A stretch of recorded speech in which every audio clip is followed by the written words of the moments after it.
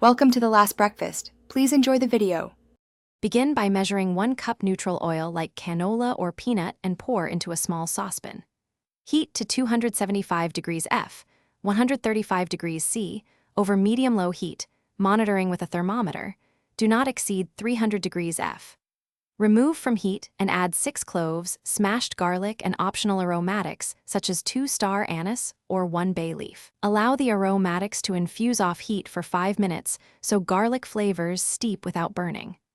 Let the oil cool for about 5 minutes until roughly 200 degrees F, 93 degrees C, before the next step.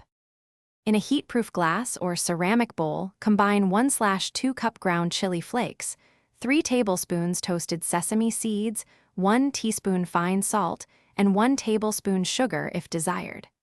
Make a small well in the center of the chili to help oil distribute.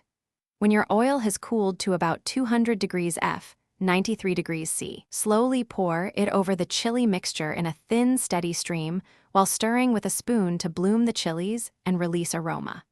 Continue stirring for 30 seconds to 1 minute, then let the mixture rest for 10 minutes to settle and cool.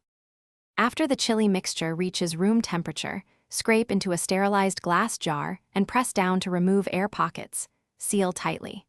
This chili garlic oil will keep refrigerated for up to 3 months if you always use a clean spoon, and it can be frozen for longer storage.